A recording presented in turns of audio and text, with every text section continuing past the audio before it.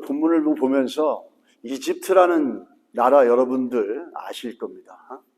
이집트는 지금 모슬렘이 90%입니다. 그리고 그 콥틱 크리스찬이라고 하는 콥틱 정교회, 제이컵 정교회라고 하는 크리스찬이 한 10% 있습니다. 원래는 이 이집트는 우리 성경에서 보게 되거나 교회사를 보게 되면 알렉산드리아라는 땅이 나옵니다. 그 지역이 지금의 카이로입니다. 그래서 그 당시에는 초대교회는 엄청나게 발전한 지역이 카이로, 이집트였고, 우리도 잘 아는 것처럼 애굽의 영향력은 성경에 많이 나와 있지 않습니까? 그래서 거기에 많은 종교, 철학, 과학이 몰려있는 곳이 이 알렉산드리아 이집트의 카이로입니다. 근데 6세기 이후에 모슬렘이 침략을 해서 많은 사람을 강압적으로 개종을 시키고 기독교의 엄청난 고소와 고문원과 유산들을 다 파괴하고 부셔버렸습니다. 그 결과 시간이 가면서 이 이집트에는 크리스찬이 이제 10% 정도밖에 남지 않았죠. 이 콥틱 크리스찬이라는 사람들은 특별하게 한 지역에 모여서 살고 있습니다. 이 콥틱이라고 하는 전 국민의 10%밖에 안 되는 이집트의 크리스찬들, 이 사람들은 아무리 공부를 열심히 하고 좋은 대학을 나와도 출세를 할 수 있는 길이 다 막혀버렸습니다. 이분들이 공부를 잘하고 뛰어난 재능이 있어도 대기업이라든지 정부의 공무원으로 들어가든지 이런 모든 것들이 다 막혀버렸습니다.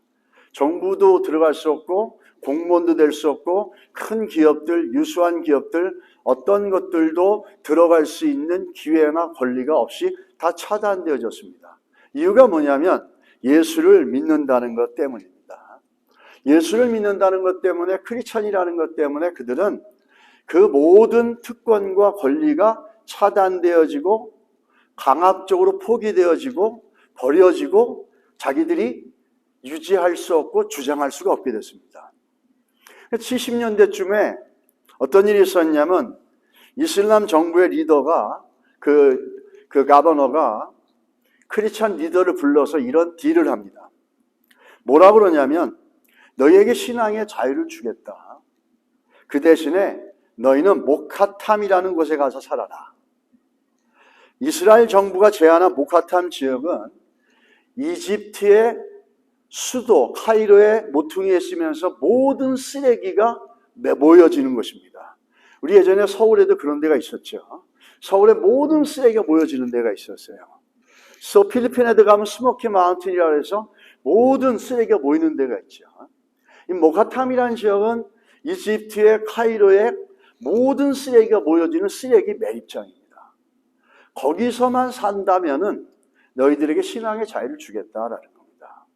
그리고 너희들은 뭘 하고 먹고 살 거냐면 이집트 카이로에 있는 모든 시민들의 그 쓰레기를 무료로 다 수거해 와서 그거에서 사람의 오물은 닭이나 돼지나 짐승들에게 주고 거기서 수거한 것들에서 리사이클해서 그걸로 재생산해서 생업을 유지하라는 겁니다.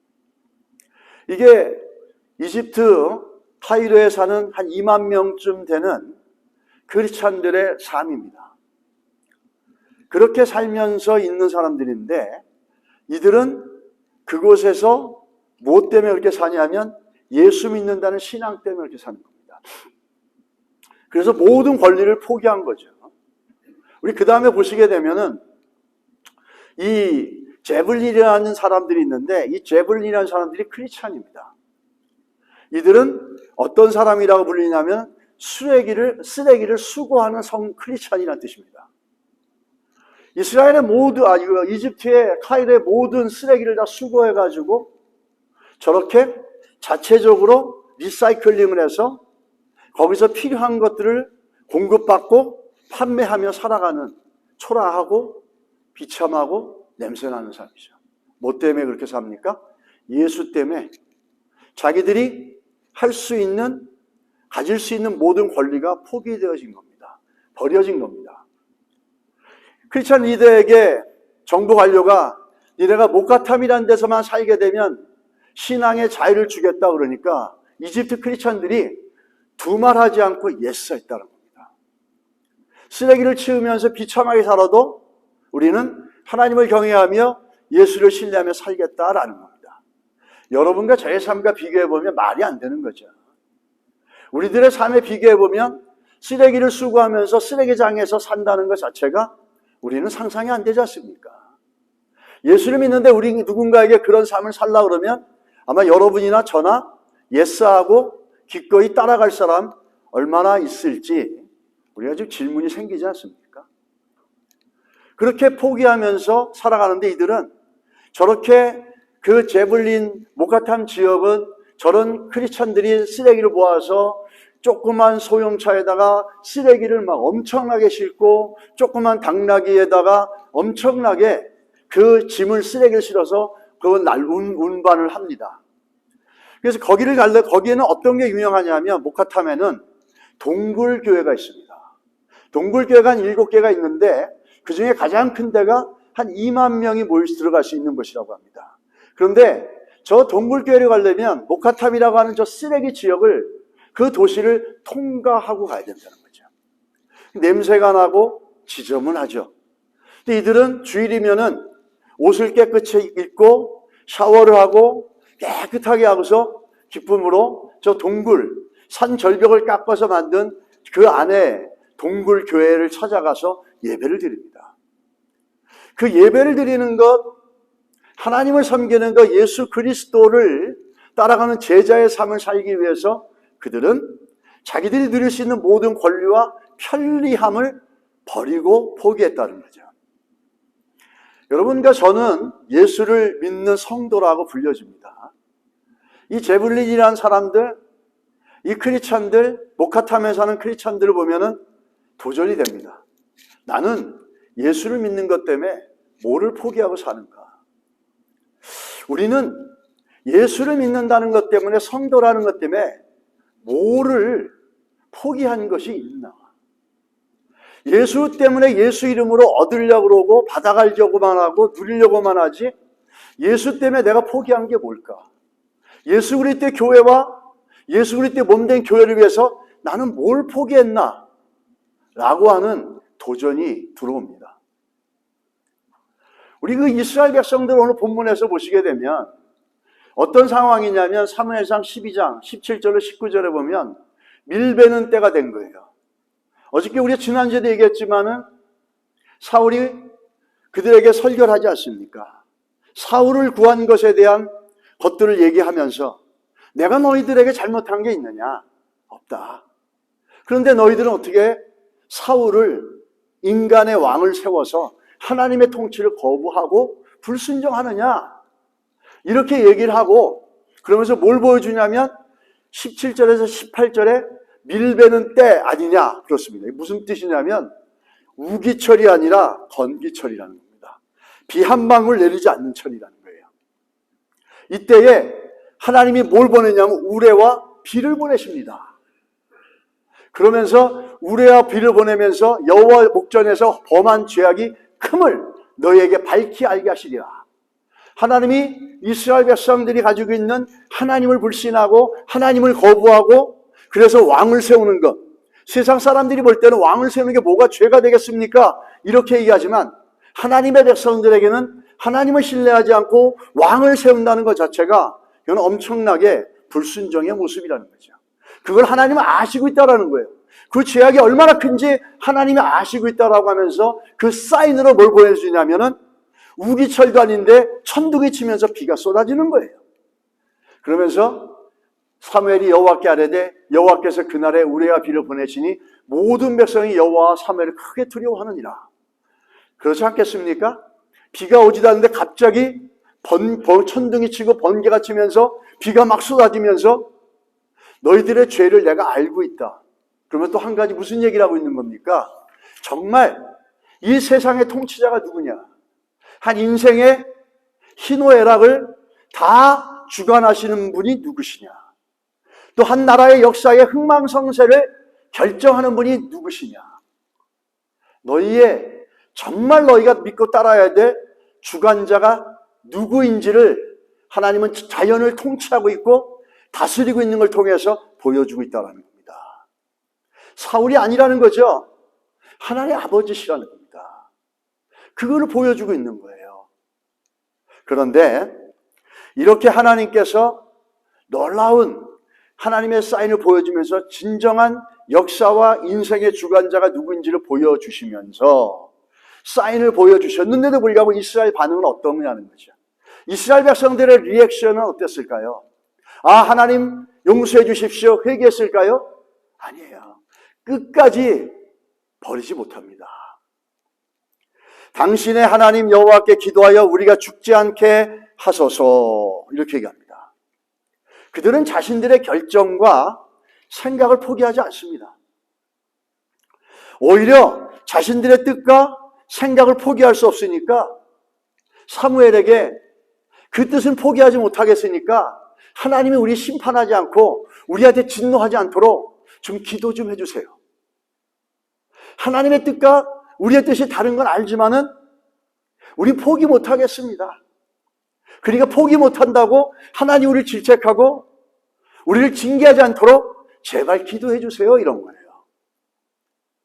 우리는 하나님의 뜻과 우리가 달라도 그냥 그대로 우리가 살 텐데 제발 이 뜻대로 잘 살 수 있도록, 우리 뜻대로 내 뜻대로 잘 살 수 있도록 사무엘 선지자셔 기도해 주세요라는 겁니다. 이게 믿음인가요? 목사님, 제 뜻대로 제가 원하는 대로 잘 되게 목사님은 기도만 해주세요. 그게 성도의 믿음이고, 아, 그럽시다. 그게 목회자가 반응해야 될 걸까요? 아니죠. 그거는 분명하게 자기 고집대로 자기가 원하는 대로 살고 나는 못 버리겠다라는 겁니다. 우리는 못 버리겠다니까 제발 하나님 앞에 이 뜻대로 살 수 있게끔 기도해달라는 거죠. 이게 이스라엘 백성들의 모습이라는 거예요. 이 포스트 모더니즘을 사는 오늘날 우리 성도들의 모습이기도 합니다. 여러분 어떠세요? 여러분과 저는 성도로서 하나님께서 이런 사인을 보여주시고 이런 것들을 갖다 우리에게 드러내 주실 때 내 것을 포기하고 주의 뜻 가운데 순종해 나가는 삶인지, 아니면 끝까지 내 것을 우기고 내 것을 주장하면서 내 뜻대로 잘 살 수 있도록 기도해달라고 하는 이상하게 섞여지고 이상하게 균형이 안 잡혀있는 무질서한 신앙인지 우리는 이스라엘 백성들을 통해서 볼 수가 있다는 겁니다. 자기들이 원하는 것들을 위해서 자기의 뜻을 이루기 위해서 기도해달라고 얘기하는 거죠. 원래 기도는 어떤 겁니까? 내 뜻을 내려놓고 하나님의 뜻을 따라가는 거잖아요. 내 뜻은 포기하고 하나님의 뜻을 따라가겠다라고 하는 게 기도의 목적이에요. 내 뜻, 기도해서 내 뜻을 관찰시키고 하나님을 움직여서 내 뜻대로 하나님이 그렇게 결정에 허락해 주기를 바라는 것, 이게 기도의 근본적인 목적이 아니죠. 우리 예수님께서 보여줬던 대표적인 기도의 모습은 겟세마네 기도입니다.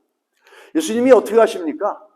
제일 먼저 마태복음 26장 39절에 보면 조금 나가가서 얼굴을 땅에 대시고 엎드려 기도하여 이르시되 내 아버지여 만일 할만하시거든 이 전을 내게서 지나가게 하옵소서. 그러나 나의 원대로 마시옵고 아버지의 원대로 하옵소서 하시고.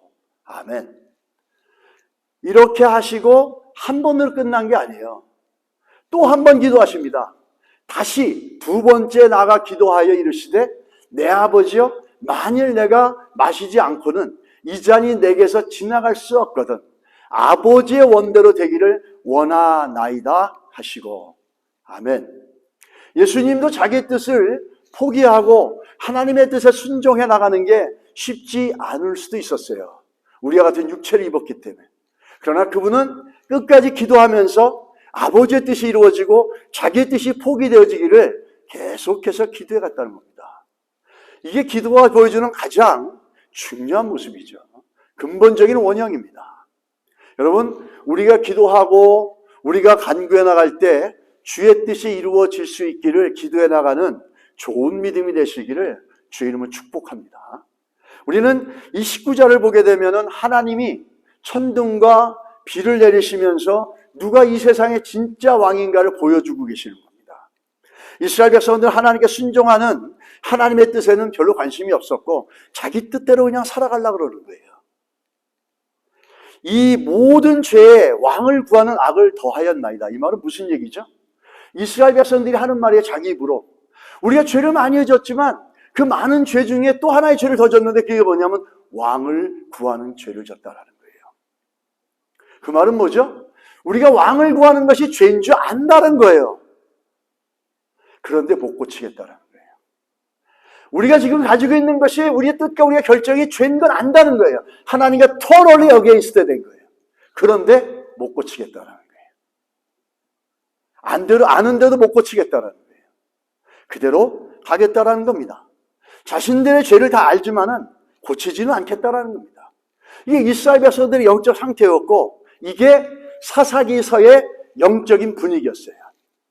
사사기서의 한마디로 얘기하면 어떤 거죠? 그때 이스라엘의 왕이 없으므로 사람이 각기 자기 속에는 옳은 대로 행하였더라 이렇게 얘기합니다. 이게 사사기 마지막 절에 얘기하는 거죠. 각자 자기들 옳은 대로 하는 거. 왕이 없었다는 게 뭐죠? 절대 기준이 없다는 거예요. 이게 포스트 모더니즘, 여러분과 제가 살아가는 오늘날 시대예요. 니체가 하나님은 죽었다라고 하는 그 말이 어떤 의미인 줄 아십니까? 그냥 단순히 하나님이 죽었다 그런 게 아니라 절대 기준, 절대 진리, 절대 선은 없다라는 거예요. 모든 게 상대적이고 모든 게 개인적이라는 거예요. 그래서 오늘날 이 시대는 더더욱이 말씀이 요구되어지고 집중되어져야 될 줄 믿습니다. 세상은 다 그렇거든요. 다 상대적이야. 그래, that's true. That's truth for you, not for me. 너한테는 그게 진리일지 모르지만 나한테는 아니야. 너한테는 그게 좋은 것일지만 나는 아니야. 공동체 의식도 없어지고 개인주의가 되어지고 절대 진리도 기준도 없고 다 상대적으로 보는 겁니다. 이 사사기 시대가 그런 시대였어요. 왕이 없다. 각자 소견에 옳은 대로 살아간다. 여러분, 죄가 뭘까요? 나가서 도박하고 사람들 때리고 나쁜 짓 하고 이게 죄일까요? 죄의 근본적인 시작은 어떻게 되는지 아십니까? 셀프 오리엔티드 마인드예요. 그리고 왕이 없다. 내 소견대로, 내 마음대로, 내 느낌대로, 개인적으로, 상대적으로 나는 살겠다. 이게 죄의 시작입니다. 제 본고재앙이죠. 자기중심적이고 자기중심적이라는 건 하나님을 버렸다라는 겁니다. 이게 죄죠. 근데 신앙은 뭐죠? 자기중심에서 하나님 중심으로 바뀌는 거잖아요. 이게 신앙이라는 거예요. 이스라엘 백성들은 자기들이 죄를 짓고 있고 죄인지 알면서도 안 바꿔요. 혹시 여러분 가운데도 그런 분들이 있다면 바꾸실 수 있는 은혜가 있길 축복합니다. 예수를 믿고 성도로 산다 그러지만은 우리는 내가 죄를 짓고 있는 것도 알고 이게 죄인지도 알면서도 하나님의 뜻과 맞지 않는지도 알면서도 바꾸고 싶은 마음이 없어. 너무 즐거워. 그런데 그렇게 살게 되면 결과는 어떤 줄 아십니까? 예레미야가 보이는 거죠. 예레미야 2장 13절에 뭐라고 얘기하고 있습니까? 내 백성이 두 가지 악을 행하였나니 곧 그들의 생수의 근원되는 나를 버린 것. 나를 버린 건 뭐죠? self-oriented life예요. 내가 중심이 되는 겁니다. 내가 중심이 된 거는 하나님을 버린 거고 진리가 없다는 거, 내 소견대로 사는 겁니다. 그러면서 뭐라고 그러죠? 두 개 잘못을 했는데 나를 버린 것과 두 번째는 스스로 웅덩이를 판 거예요. 그게 뭐죠? 내 능력, 내 힘, 내가 원하는 대로 내 소견대로 살겠다는 겁니다. 그런데 예레미야가 뭐라고 그러지 아십니까? 그 웅덩이는 터진 웅덩이라는 거예요. 하나님을 버리고 선택한 자기 중심, 자기 지식, 자기 경험, 자기 생각, 자기가 알고 있는 것 어떤 것들 이거대로 사는 거 그게 무슨 말이죠? 하나님을 버렸다라는 거고 내 중심은 여전히 나라는 거죠. 근데 그 웅덩이가 어떤 웅덩이입니까? 터진 웅덩이에요. 아무리 물을 갖다 부어도 채워지지 않고 오히려 자기만 점점 빨려 들어가서 저게 메모리 되는 겁니다. 저게 매장이 되는 거예요. 저게 자기 중심으로 살고 하나님을 버리고 자기를 중심으로 사는 자들의 결과물이 저거라는 겁니다. 그건 예레미야가 얘기하고 있는 거라는 거죠. 자기 중심으로 사는 것, 이게 멋있는 것 같죠, 세상을 보면. 개성 있어 보이고 사람이 굉장히 인디펜던트해 보이고 뭔가 능력 있는 보이고 자신감이 넘쳐 보이고 물론 그거와 다른 얘기긴 합니다. 그러나 자기를 버리지 못하고 있는 우리 신앙생활, 성도의 삶들, 내 짧은 지식, 내 인간적인 경험들 그걸로 신앙생활하고 자기 중심 그걸로 교회를 섬긴다고 하고 목사도 그러고 집사도 그러고 장로도 그러고 권사도 그러면 그 교회는 뭐죠? 그 교회는 교회라고 하기는 이름은 교회지만 그 속에는 하나님이 없는 거죠. 여러분, 나를 포기할 줄 아는 믿음 너무너무 귀하고 큰 믿음입니다. 이스라엘 백성들이 보여주는 저 모습을 보면서 내 중심이 어디 있고 나는 정말 예수 때문에 나를 포기하고 사는 삶인가? 내가 주의 몸된 교회를 섬기기 위해서 내 거를 포기하고 내 마음은 포기하고 주의 뜻이 무엇인가를 고민하면서 하나님의 마음과 하나님의 생각과 하나님의 시선으로 보고 있는가? 우리는 이 부분들이 우리 가운데 좀 강력하게 도전되어야 될 줄 믿습니다. 그래야지 우리 인생이 삽니다. 우리 보여주시는 하나 17절 18절에 보면 하나님께서 보여주시죠. 뭘 보여주시죠? 내가 누구냐를 보여주시는 거예요. 내가 어떤 사람인지 내가 보여주는 거예요. 내가 어떤 하나님인지 보여주는 거죠.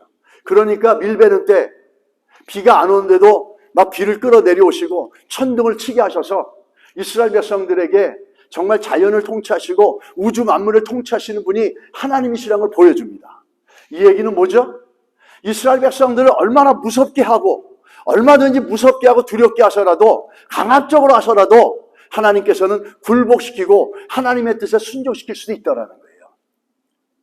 어떻게 천둥을 내리시고 비를 내리시면서 자연을 주관해 가신 하나님이 여러분과 제 생명 하나 가져가시려면 왜 못 가져가시겠습니까? 그런 능력 있는 하나님이시고 그런 또 무서움도 갖고 있는 하나님이세요. 그런데 하나님이 오늘 본문에 보면 어떻게 하십니까? 절제하십니다. 그러지 않으세요. 그런 능력이 있음에도 그런 무서움이 있음에도 하나님은 그거를 하나님의 백성들에게 써서 무섭고 두려움으로 강압적으로 순종하고 강압적으로 하나님 앞에 따라오게 하는 그렇게 하지 않으신다는 거예요. 하나님은 기다려주십니다. 우리에게 그렇게 하지 않는 이유는 뭐냐면 하나님은 기다리고 계시는 거예요. 우리가 어떻게 스스로 순종하고 스스로 믿음의 성장해서 하나님 앞에서 새로워지고 나를 포기하고 내 것을 내려놓고 주의 뜻을 따라갈 수 있을 때까지 하나님께서는 기다려주신다는 거예요. 성경에 보게 되면 요한계시록 3장 20절에 볼지어다 내가 문 밖에서 두드리노니 누구든지 내 음성을 듣고 문을 열면 내가 그에게로 들어가 그와 더불어 먹고 그는 나와 더불어 먹으리라 그랬습니다. 저 그림은 요한계시록 3장 20절에 라오디아 교회를 대상으로 한 그림이죠. 라오디아 교회는 굉장히 부유했습니다. 굉장히 돈이 많았어요. 돈도 많다 보니까 하나님 예수님께서 뭐라고 그러죠? 이 덥지도 않고 뜨겁지도 않은 자들아, 차지도 않고 뜨겁지도 않은 자들아, 미지근한 너희들 역겨워서 토해버리겠다 이렇게 말했던 교회예요. 그들은 돈이 많았어요. 세상에 누릴 것도 많았어요. 너무나 돈이 많고 부유하니까 편리한 삶을 얼마든지 살아갈 수 있었어요. 그러다 보니까 그들 안에 뭐가 없습니까? 예수가 없는 거예요. 예수님은 어디 가 계세요? 문 밖에 나가 있는 거예요. 그 안에, 그들 안에 성도라고 하지만 성도들 내면 안에 예수가 없는 거예요. 교회라고 하지만 교회 안에 예수가 없는 거예요. 그리고 자기들의 편리함과 자기들의 부를 의지하면서 자기들이 중심이 되면서 예수 그리스도는 문 밖으로 나가 있는 겁니다. 근데 저 문을 보시면 특징이 뭐냐면 문고리가 없어요. 바깥에서는 열 수 없어요. 안에서만 열어줘야 되는 거예요. 저게 유명한 명화죠. 음성을 듣고 마음을 열고 예수 그리스도를 내 삶 가운데 들어오게 하시겠다는 그 사람들만 열어주는 거죠. 근데 저게 예수를 안 믿는 자들 전도할 때 쓰는 말이긴 하지만 사실은 교회를 향한 얘기였거든요. 라오디아 교회. 왜냐하면 교회인데도 예수가 없어요. 성도인데도 그 마음에 예수가 중심이 아니라 자기가 중심되어 있고 돈과 물질과 세상의 즐거움이 그 안에 가득 차 있는 거예요. 자기를 포기해 본 적이 없어. 예수를 믿는데. 그리고 예수는 문 밖으로 내버렸어. 그거를 얘기해 주고 있다는 거죠. 그러므로 내가 다시 좀 들어가게 해달라. 라오디아 교회여, 내가 너희들 안으로 다시 좀 들어가게 해달라. 내가 너희들 심령으로 다시 들어가게 해달라. 너희들의 인생의 중심으로 내가 다시 들어가게 해달라. 그럼 나와 새로운 관계를 같이 갖자. 그러면서 바깥에 서서 문을 두드리면서 기다리시는 분이 예수 그리스도라는 거죠. 저문 못 깨시겠습니까? 얼마든지 깨시죠. 비가 한 방울도 안 내리는 건조기 때 천둥을 치시고 비를 내신 하나님이 왜 마음만 열면 저거 못 열겠어요? 그러나 그런 폭력적이고 강압적인 쪽으로 어떤 걸로 우리들을 순종시키고 굴복시키는 게 아닙니다. 기다려주시는 거예요. 내 음성을 들을 때 인격적으로 하나님의 음성이 들리면서 인격적으로 그 음성이 내 심령에 들어와서 나의 잘못을 지적하고 내가 하나님 앞에서 멀어졌고 예수가 내 삶 밖에 나가고 여전히 내 중심이라는 삶을 스스로 느낄 때까지 기다려주시고 계속 말씀하시고 두드리고 있다는 거예요. 우리 교회는 어떻습니까? 예수 그리스도가 우리 교회 안에 있습니까? 그래서 그분이 주인 되시고 그분이 머리 되시고 모든 성도들은 내 것을 포기하고 예수 그리스도 그분의 뜻 가운데 순종하는 교회입니까? 여러분은 우리 어떤 성도십니까? 여러분 안에는 예수가 그 안에 중심이 되어져서 그 예수 그리스도를 따라가며 내 것을 포기하고 내 뜻을 내려놓는 제자 성도의 삶이십니까? 아니면 라오디아 교회처럼 내가 가지고 있는 물질, 내가 가지고 있는 능력을 중심으로 해서 예수 그리스도는 저 문 밖에 나가 있는 성도입니까? 여러분, 오늘 이스라엘 백성들의 얘기가 딴 나라의 얘기가 아니라 우리 얘기라는 겁니다. 우리도 그렇게 살 수 있다는 거예요. 예수 그리스도가 주되심을 믿는다는 건 우리가 우리 것들을 내려놓고 포기할 수 있어야 된다는 거죠. 그래서 그분이 문을 열고 들어오셔서 우리 안에 중심에 좌정하고 계셔야 됩니다. 교회는 그런 데고 성도는 그러한 인생입니다.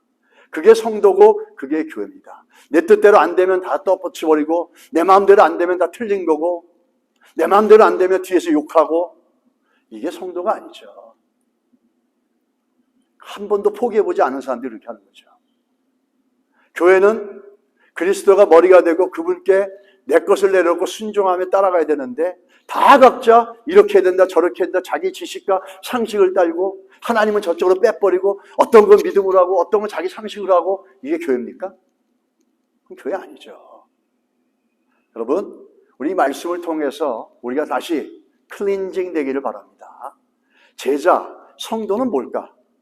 우리 예수님께서 하신 말씀이 있죠. 누가 성도인가? 누가복음 18장 29절 30절에 보면 이렇게 얘기합니다. 이르시되 진실로 너희에게 하나님의 나라를 위하여 집이나 아내나 형제나 부모나 자녀를 뭐라고요? 버린 자는 현세에 있어 여러 배를 받고 내세의 영상을 받지 못할 자가 없느니라. 성도는 어떤 사람이에요? 가장 소중하다 생각하고 자기에게 가장 의지가 되고 가장 중심이 되는 걸 포기하고 버리는 사람이에요. 그게 제자예요. 제자 훈련을 많이 받았다고 제자가 되는 게 아니라 내 것을 포기하고 내 중심을 포기하고 예수 그리스도 중심이 되어지고 그분의 뜻 가운데 순종하며 나가려고 포기할 줄 알고 버릴 줄 아는 믿음이 있는 자들이 제자들입니다. 또 누가복음 14장 26절에 뭐라 그러십니까? 물은 내게 오는 자가 자기 부모와 처자와 형제와 자매와 및 자기 목숨까지 미워하지 아니하면 이렇게 얘기합니다. 미워한다는 건 뭐죠? 버려야 된다는 거예요. 포기돼야 된다는 거죠. 능히 나의 제자가 되지 못하고 이렇게 얘기하죠. 같은 본문인데도 누가는 버려라, 미워해라까지 얘기합니다. 자기가 나를 좀 포기하라는 얘기예요, 이 얘기는. 누가복음 14장 33절에 뭐라 그럽니까? 이와 같이 너희 중에 누구든지 자기 모든 소유를 버리지 아니하면 능히 내 제자가 되지 못하리라. 자기의 모든 소유, 내가 의지하고 있고 내 삶의 중심이 되고 있는 것들을 포기하고 버리지 않으면 제자의 삶을 살아갈 수가 없고 순종은 어디서부터 시작하죠? 나를 포기하는 데부터 시작하는 거예요. 순종한다는 건 그냥 고개만 들썩이고 순종하는 게 아니라 나를 포기해야 되는 거죠. 내 중심을 포기하고 내가 의지하고 있는 것들을 포기하고 심지어 미워하면서 포기되어질 때 순종이 나오는 겁니다. 근데 그게 없이 순종은 나오지 않죠. 자기 부인 없이 예수 올 때 십자가 사랑이 나오지 않는 것처럼 자기 부인 없이 순종도 나오지 않습니다. 우리는 이 버리는 것, 내 경험, 내 가치관, 내 지식, 나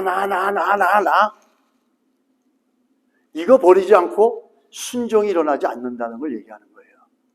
믿음 중에서 하나님이 가장 귀하게 여기는 믿음은 포기하는 신앙입니다. 2002년 월드컵 때 여러분 잘 아시는 이영표 선수가 기억이 나실 겁니다. 정말 그 축구를 보면서 이영표 선수가 공만 잡으면 마음이 되게 편안하고 안정감이 있는 거예요. 절대 뺏기지 않고 설사 실수하도 반드시 빼내는 아주 정말 듬직한 우리 수비수였죠. 그분이 2002년 월드컵에 참석하기 얼마 전에 이영표 선수가 예수를 믿었습니다. 예수를 믿은 지 얼마 되지 않고 예수님을 영접한 지가 얼마 되지 않았을 때예요. 근데 이영표 선수의 간증을 보게 되면 그 간증의 핵심이 뭐냐면 포기하는 믿음이에요. 이영표 선수는 포기하는 믿음, 또 때는 포기하게 되는 것들이 얼마나 큰 하나님의 은혜인지를 보여주는 대표적인 간증이고 인물입니다. 그분은 월드컵이 시작하기 전에 예수 그리스도를 영접을 했습니다. 그래가지고 그 월드컵에 차갖고 정말 하나님의 큰 은혜로 히딩크에게 발탁이 되지 않습니까? 그래서 열심히 월드컵을 준비하고 있었는데 그만 다리에 큰 부상을 입게 됩니다. 다리에 큰 부상을 입으면서 절망도 하고 청천벽력 같은데 더 문제는 뭐냐면 의사가 이렇게 얘기합니다. 이게 부상이 심각해서 월드컵에는 참석하지 못할 겁니다. 라는 겁니다. 그분은 이제 막 예수를 믿었어요. 예수를 믿었으면 하나님이 날 지켜주시고 보호해주시고 잘되게 해주셔야 되는데 왜 상처받게 말고 부상당하게 하고 이렇게 어려운 일을 주시나? 이렇게 원망하지 않았어요. 그때 이영표 선수의 마음에 어떤 마음이 들었냐면 훈련도 못하고 캠프에서 제외돼서 치료만 받고 있었는데 마음속에 이러한 음성이 들려오더래요. 영표야, 너 월드컵 포기할 수 있느냐? 라고 하는 하나님의 음성이 들려오더래요. 그래서 이영표 선수가 이 축구 선수에게 월드컵에 참여하는 것은 너무너무 중요한 거지 않습니까? 생애 전 꿈이고 모든 겁니다. 그런데 예수를 믿지도 얼마 않은 이 초신자인 이영표 선수가 수십 년을 예수를 믿어도 그렇게 못하는데 이 금방 예수를 믿은 이 이영표 선수가 왜 나에게 이런 걸 주셨습니까? 내가 예수를 믿는다 그러고 예수를 영접하고 하나님의 자녀가 됐으면 잘되게 해주셔야지 왜 나에게 이렇게 하셨습니까? 이렇게 하지 않았어요. 어떻게 했냐면 하나님이 원하시면 저는 월드컵에 나가지 않겠습니다. 하나님이 월드컵에 나가지 말라고 하시면 저는 그렇게 하겠습니다. 이제 물론 하나님의 은혜입니다. 이제 예수를 믿은 사람인데 자기의 가장 소중한 걸 포기할 줄 아는 큰 은혜를 얻게 된 거죠. 수십 년 예수를 믿고 장로 집사가 돼도 한 번도 예수를 위해서 포기해 본 적도 없고 한 번도 교회의 몸을 그리스도의 몸을 세우는 데 있어서 포기하는 믿음으로 살아보지 못했던 사람들에 비하면 이 믿음은 하나님의 마음에 기쁨이 됐을 것입니다. 근데 놀라운 일이 뭔지 아세요? 결과는 우리가 알죠. 그분은 월드컵에 참석했어요. 그렇게 하나님을 포기하고 난 이후에 자기의 부상받은 그 다리가 정말로 급속도로 회복이 되더래요. 그래서 월드컵의 그라운드를 밟을 수 있었던 거죠. 그것 자체가 기적이었고 은혜였다라는 겁니다. 그래서 이렇게 얘기합니다. 다리 부상을 통해서 내 영광을 위해서 월드컵을 참석하려고 했는데 다리 부상을 통해서 하나님은 하나님의 영광을 위해서 월드컵에 참석시켜 주셨다 이렇게 얘기합니다. 정말 우리가 제자가 무엇인지 성도가 무엇인지를 잘 짚어주는 거죠. 한 번도 포기하지 못한 성도들, 한 번도 내 것을 내려놓지 못한 여러분과 저, 아마 이런 신앙 앞에서 최소한 부끄러움은 느낄 수 있고 나를 돌아볼 수 있어야 될 줄 믿습니다. 만약에 그것까지 없다면 내 안에 정말 성령이 있는가 의심하고 고민해 볼 필요 있다는 거죠. 우리는 오늘 이러한 것들 이스라엘 백성들 촉에서 보여주시는 것처럼 우리가 예수를 믿는다는 건 나를 내려놓는 거고 나를 포기하는 겁니다. 쉽지 않습니다. 하나님의 은혜가 있어야 됩니다. 그러나 그 포기하는 믿음은 가장 큰 믿음이라는 거죠. 하나님이 예수님이 문 밖에 나가 있어도 모르고 있는 신앙이 되면 안 될 줄 믿습니다. 우리가 또 마지막으로 좀 보시면 하나님께서 뭐라고 말씀하시냐면 20절하고 21절에 보면 사무엘이 백성에게 이르되 두려워하지 말라. 너희가 과연 이 모든 악을 행하였으나 여호와를 따르는 데에서 돌아서지 말고 오직 너희 마음을 다하여 여호와를 섬기라 이렇게 얘기합니다. 무슨 얘기인가요 이게? 하나님의 뜻과 자기들 뜻이 달라도 자기 뜻대로 살겠다라고 하는 이스라엘 백성들에게 그래 좋다. 너희가 사울을 세운 거 포기하지 못한다면 하나님이 그래 이해해 줄게. 그냥 사울을 너희들 왕으로 잘 삼어라. 그러나 한 가지 사울 때문에 하나님을 신뢰하고 하나님을 섬기는 걸 잊지는 말아라 이렇게 얘기하는 겁니다. 너희들에게 원한다면 내가 허락해 줄게. 사울을 왕으로 섬겨나가라. 그렇죠. 너희의 마음은 하나님께 있어야 된다는 거죠. 사울도 그 하나님을 잊어버리고 하나님을 섬기는 걸 잊어버리면 사울도 포기되어지고 버려지지 않습니까? 이스라엘 백성도 마찬가지입니다.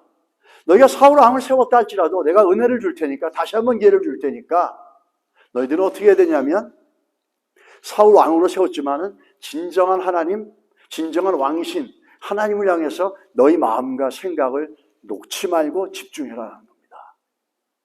이게 무슨 얘기죠? 하나님의 은혜라는 거예요. 잘못했지만 심판과 징계를 다루시지 않고 다시 한번 찬스를 주시는 겁니다. 다시 한번 기회를 주시는 거예요. 그래서 은혜라는 말은 다른 말로 하면 세컨드 찬스라고 얘기할 수 있어요. 은혜는 다시 한번 하나님 우리에게 찬스를 주시는 것이다 라는 거죠. 대표적으로 요한복음 21장에 보면 뭐가 나옵니까? 그 갈릴리 바다 호수 디베랴에서 예수님께서 찾아오십니다. 근데 재밌는 게 뭐냐면 베드로와 그 외 다수의 제자들이 이제는 절망해서 고향으로 내려와서 열심히 고기를 잡았어요. 그런데 밤새도록 고기를 잡으려고 바다로 나가 있는 그 제자들을 예수님이 어떻게 하죠? 요한복음 21장 4절에 보면 날이 새어갈 때에 예수께서 바닷가에 서셨으나 제자들이 예수이신지를 알지 못하는지라. 무슨 얘기를 하는 겁니까? 예수님께서 자기를 버리고 심지어 저주까지 간 베드로를 만나기 위해서 일찌감치 오셔서 고기잡이 나가서 밤새도록 나가 있는 제자들을 오셔서 기다리고 있는 거예요. 그들을 만나고 싶어서. 그들을 만날 이유는 뭐였죠?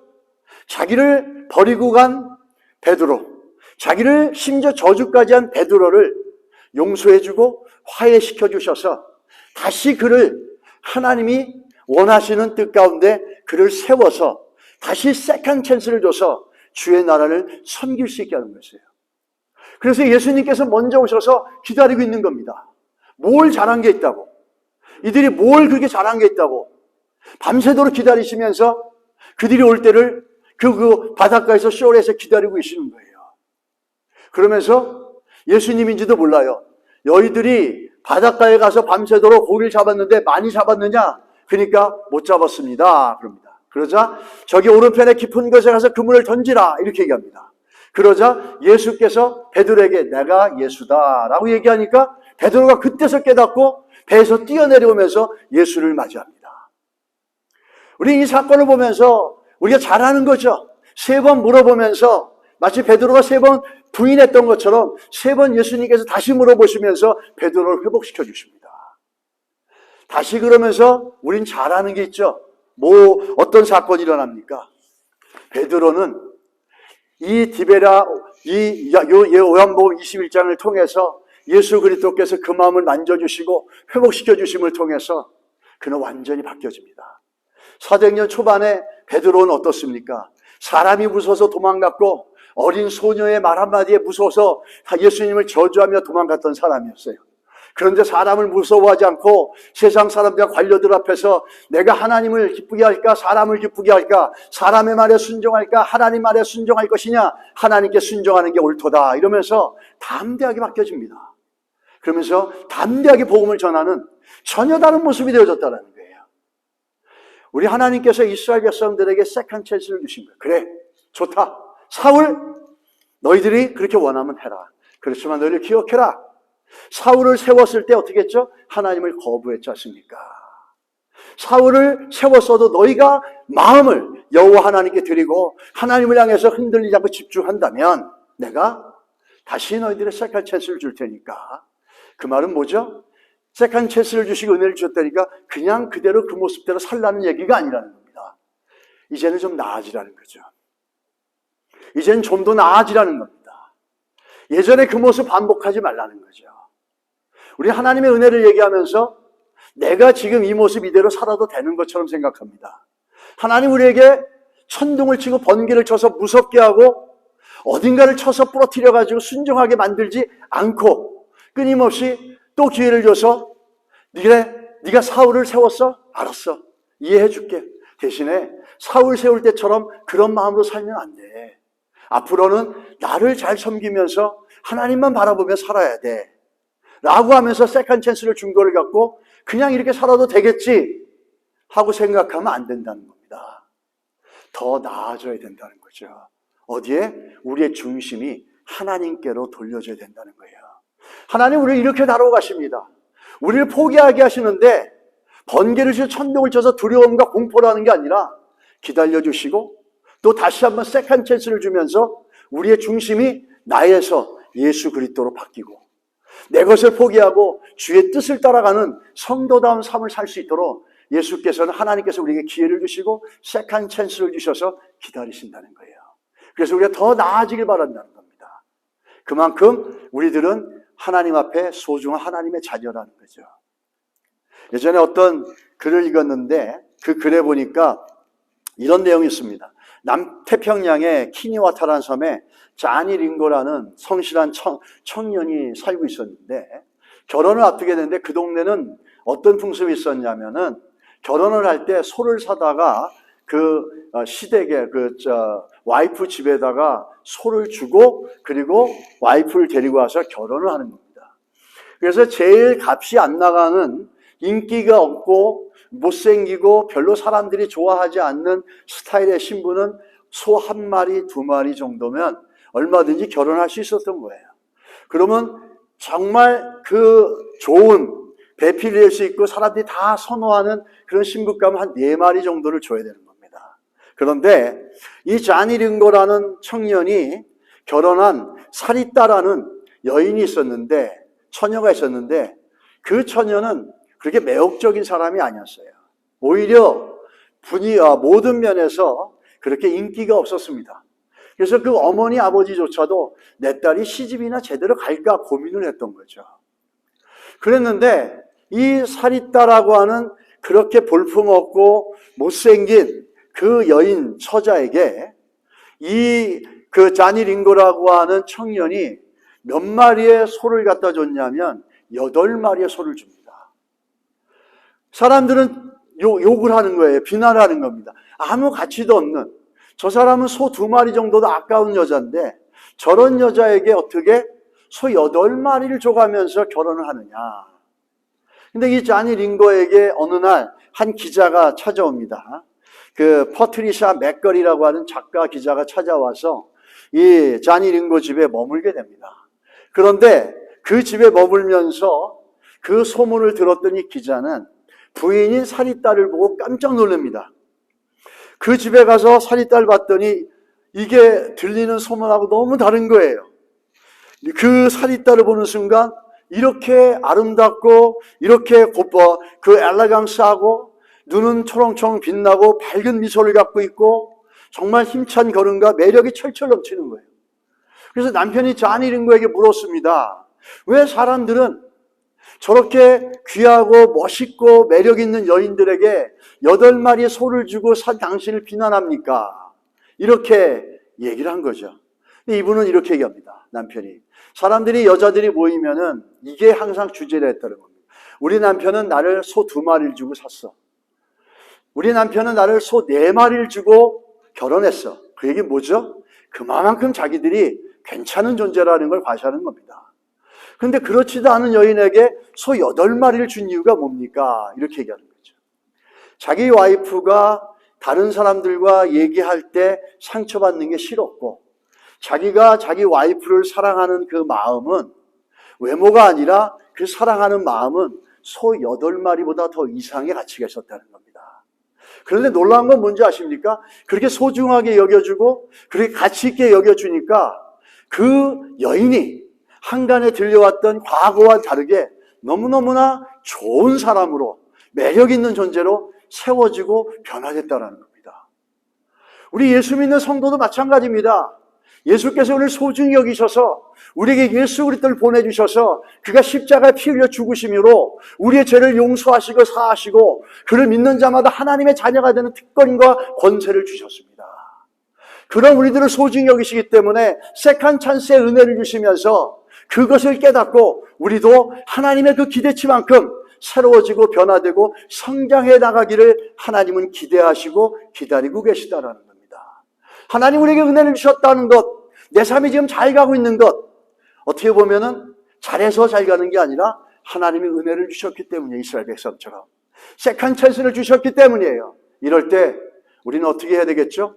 이대로 가면 되는구나, 이대로 살면 되는구나, 이게 아니라 내가 좀 더 하나님이 원하는 기준에 맞게끔 나아지는 하나님의 자녀의 모습으로 자라가야 되겠다.